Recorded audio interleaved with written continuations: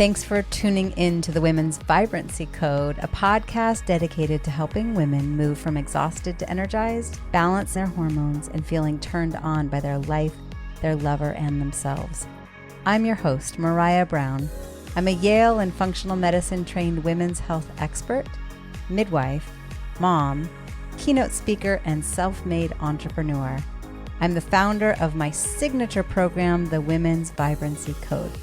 So sit back, relax, and let's chat about your energy, hormones, libido, and embracing your feminine power. Oh, and you might want to have pen and paper to take some notes on some of these episodes.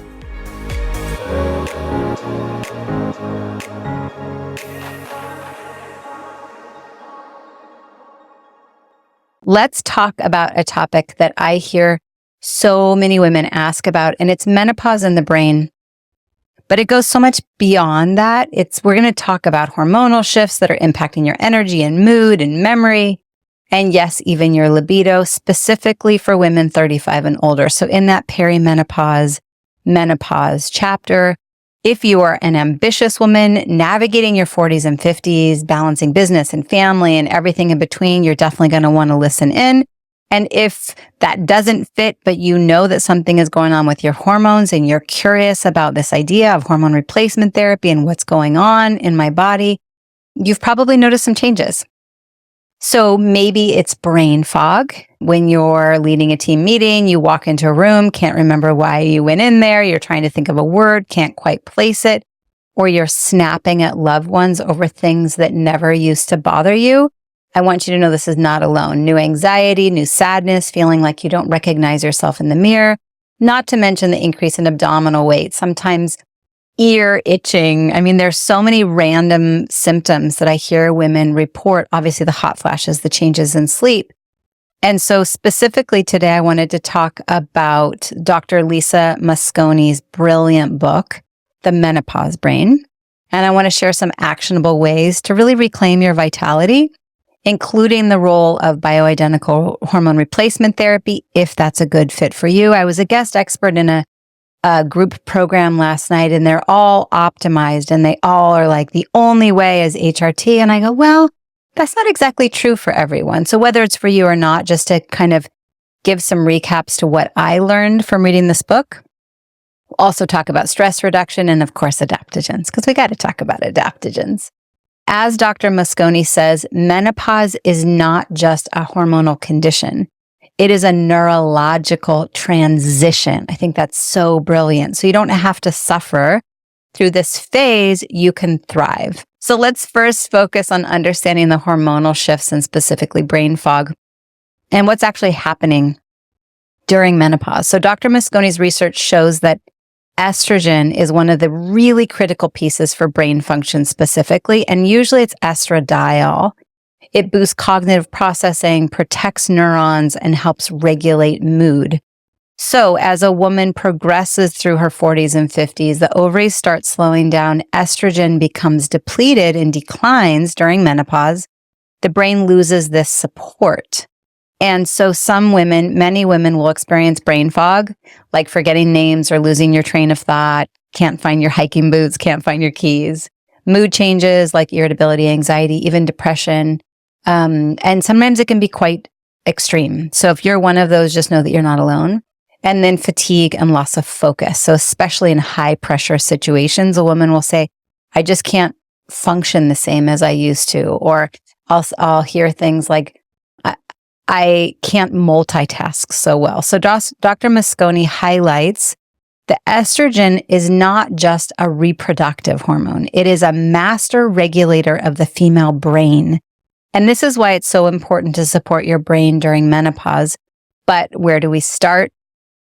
So like I said, for many women, hormone replacement therapy or bioidentical hormone replacement therapy becomes an option. There are also great supplements and food alternatives that you can start incorporating that will support estrogen levels, like primrose oil, ground flax, Pararia mirifica, to name a few. But let's dig into hormone replacement therapy and what you need to know, at least from the book. So hormone replacement therapy, or HRT, can be a game changer for many women, but it's not a one-size-fits-all solution. Dr. Mosconi specifically emphasizes the importance of understanding your options. I like how she kind of breaks it down with estrogen. If you're looking for estradiol from a bioidentical form, it's what your body's naturally producing, right? The big thing is you want to make sure that you're not getting the estrogen from pregnant horse urine, okay? And just know that it's available in patches, creams, gels, and even pills. Estriol is what you'll be asking for specifically for vaginal well-being if you're noticing kind of a numbing effect, bladder issues, any pain, any dryness, okay? For women who prefer non-oral options, like I said, patches provide consistent absorption and are often better for brain health. And just know that that's for estradiol. Estriol, generally for the vaginal well-being, you can get vaginal estriol, vaginal DHEA, even starting over the counter. There's lots of options, okay?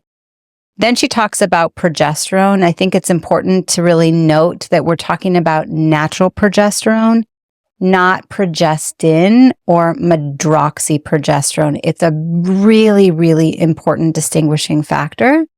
So when we're looking for natural progesterone, it's bioidentical and can help with emotional stability, sleep, brain function. It's often prescribed as prometrium, which is a micronized form of progesterone that's taken orally.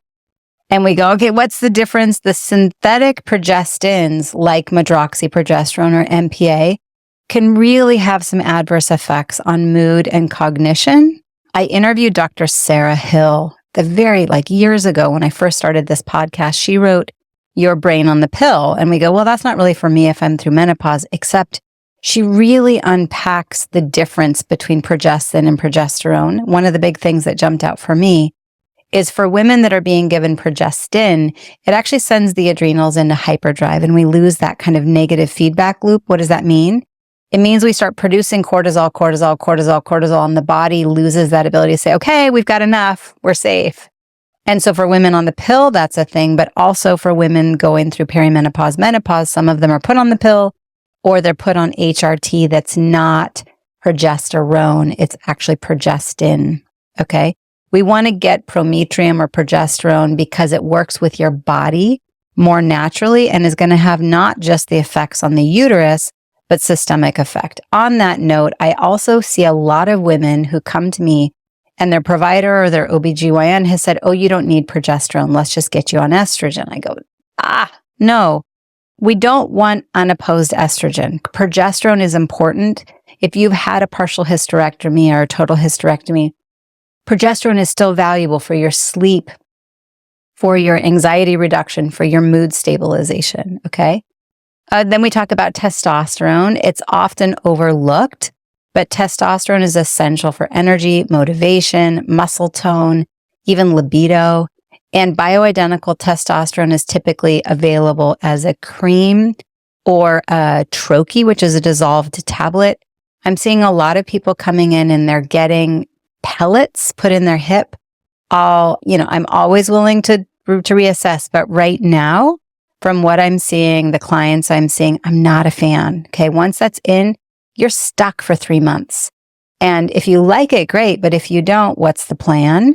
And over time, the dose reduces. So the last month has a much smaller effect than the first month. So if you're going to take the testosterone route, usually going to a cream or a troche that dissolves, a tablet that dissolves underneath your tongue. And I see women say, my husband got testosterone with no problem from her provider, but why won't my provider prescribe it for me? And so you really get to be in that place of self-advocacy.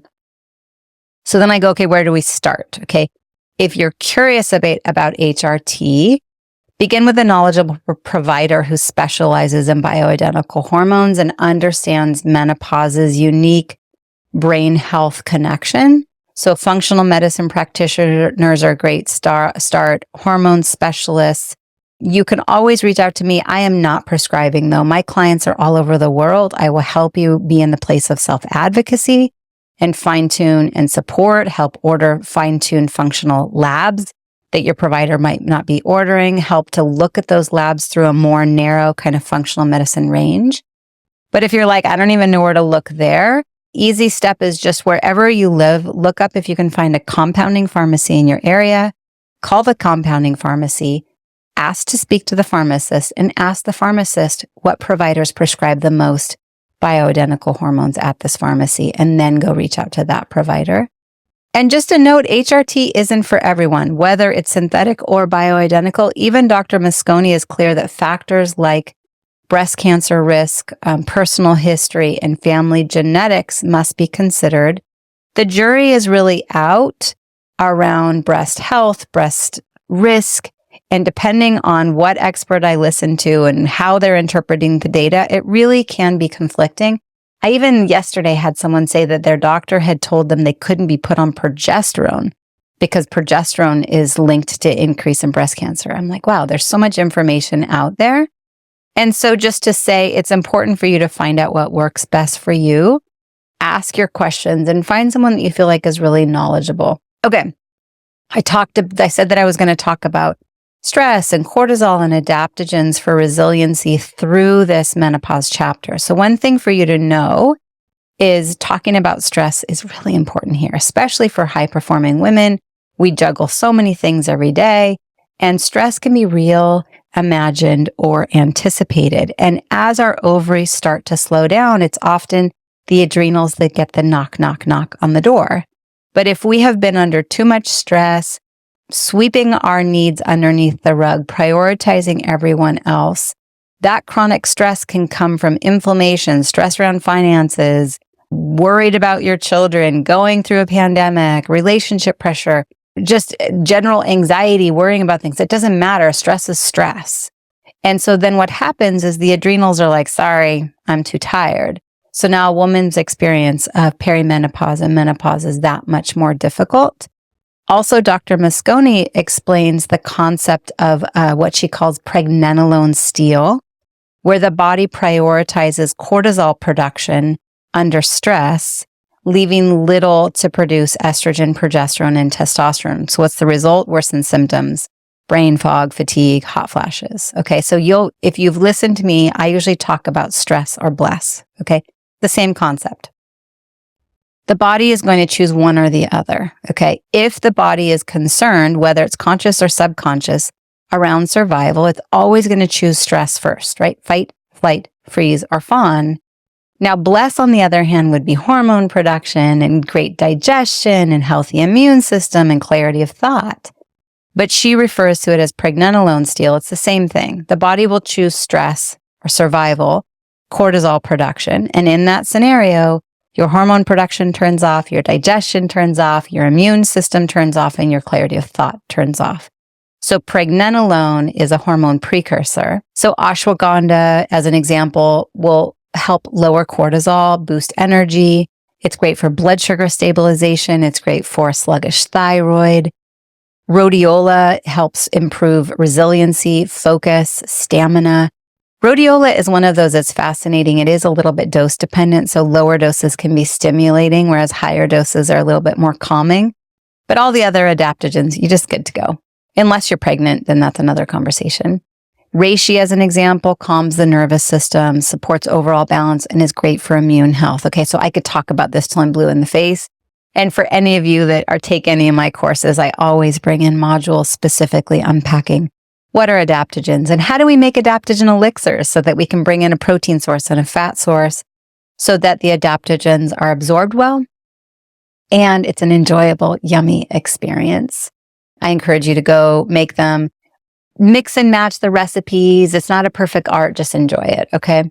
I said that I would talk about libido, mood, and feeling like yourself again. I think it's a relevant conversation in the context of this episode because we can't have the conversation without talking about libido and mood, right? They're two areas where so many women feel disconnected and like they don't recognize themselves, particularly through this menopause chapter. And it's not talked about, and we need to be talking about it. So as hormones shift, your desire and energy can dip, but it doesn't mean that the spark is gone forever. It means your body's asking for support, okay? You'll often hear me say, libido isn't just around sensuality. It's feeling turned on by your life, your lover, and yourself, okay? So do you feel turned on by the life that you're waking up to? Do you look in the mirror with positive self-talk and really feel proud of who you're being and what you're doing, okay? And then do you feel turned on by what's being provided to you and the interaction within your partnership? Do you feel heard and seen? I talk a lot about the difference between arousal systems between men and women, right? So it's all relevant. But estrogen specifically is really integral in the conversation of vaginal tissue health and blood flow. Okay, so if you're struggling with libido and any discomfort in that area of your body, we're really thinking estrogen. Progesterone supports feeling calm, helping to get better sleep, which is obviously critical. We all know if we've had sleepless nights, we feel crabby, we feel tired, we don't want to be touched, right? And so we really want to help support the overall well-being. And progesterone, I mentioned, from a hormone replacement conversation, you can also get progesterone through wild yam cream. Quicksilver Scientific has the Peace Progesterone Serum, which is great. And those are over the counter. And so you can try that as a starting point. And then obviously I mentioned testosterone.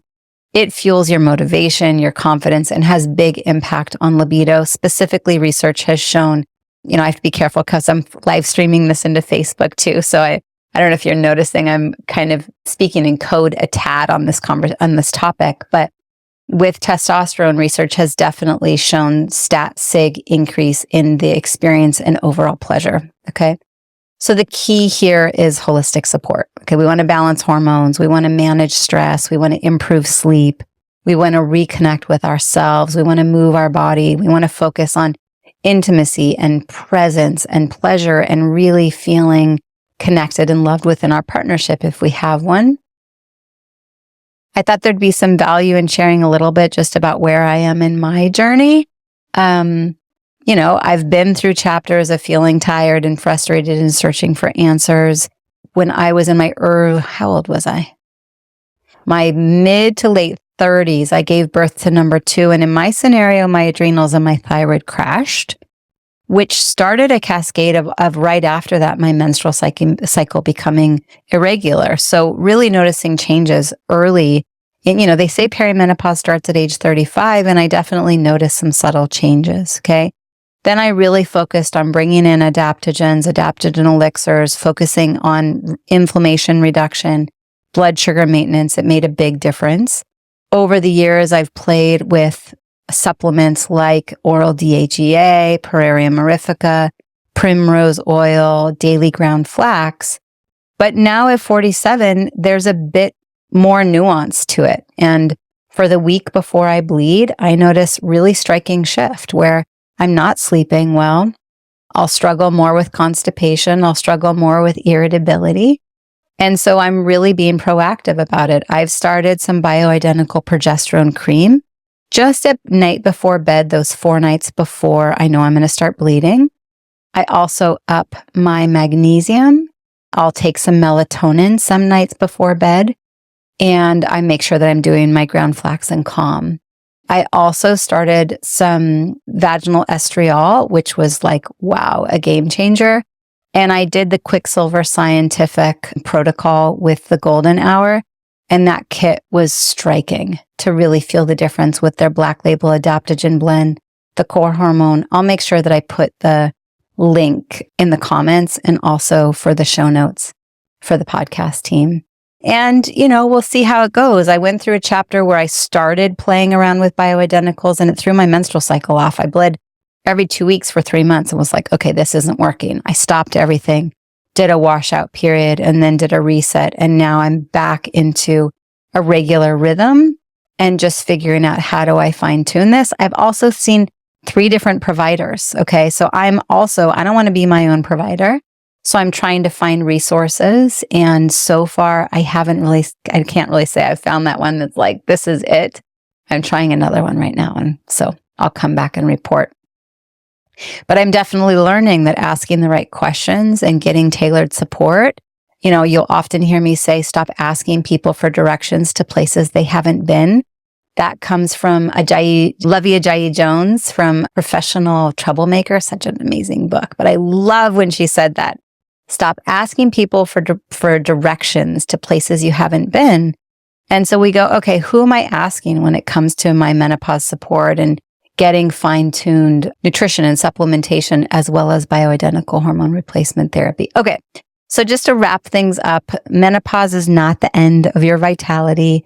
It's a transition. It's an amazing opportunity. It's a spectacular time in our life, an opportunity to really reconnect with ourselves in ways that we never thought possible. And so just to kind of recap some action steps. One, I mentioned exploring the possibility of bioidentical hormone replacement therapy, asking the right questions, making sure it's not, your estrogen's not coming from pregnant horse urine, and that the progesterone is not coming from progestin or MPA. I mentioned the importance of stress management and lowering cortisol and this concept of stress or bless. So try adaptogens, try drinking the adaptogen elixirs, and as well as all the other stuff we know, right? Breath work, meditation, walking, pause from all of the phones, boundary setting, all the things that we can do to reduce stress. And then focusing on reigniting connection with your body, your desire, and your joy. That libido conversation, yes, hormones play a part. I think it's like maybe 20 to 30% of the scenario. And then we have 70 to 80%, which is the broader, who am I being? How am I connecting? How am I communicating my needs, and how are those being met? So Dr. Mosconi says the brain is the most vulnerable to menopause, but also the most resilient when we give it what it needs. Okay. So also just to go, okay, let's not hold back or be too concerned about stepping in and proactively giving the brain what it needs. Okay. You deserve to feel clear and energized and alive, no matter your age or stage. So if today's episode spoke to you, please share it with a woman in your life who needs to hear this. Obviously, subscribe. Please leave a review, and let's keep the conversation going. You're welcome to reach out to me at any time. Find me in all the socials. Go to marayabrown.com. I mean, it's just as long as you know how to spell my name, you can find me. So it's all A's, Maraya. And your health is the greatest asset. So advocate, ask questions, and take the steps that really feel aligned. And until next time, stay vibrant, stay curious, and maybe read the book, The Menopause Brain. And remember, you're not alone in this. There's many of us here. There's many advocates out there speaking at the top of the mountain with our big megaphone. And there are so many solutions out there for you. So I hope that you enjoy this. There are so many solutions. And it can be a spectacular, brilliant, powerful experience, but it starts with self-advocacy and believing in the possibility. Sometimes I think I see some women that it's almost like you think about the drama triangle, the victim, the villain, and the hero. Let's get out of the victim phase, okay? Sometimes we have to say, okay, enough of really focusing on all the things that aren't working. What if we shift the gaze and focus on the solutions? Because I see women transforming and utilizing solutions every day. I promise there's lots out there. And so reach out, look forward to supporting you, and ta-ta for now.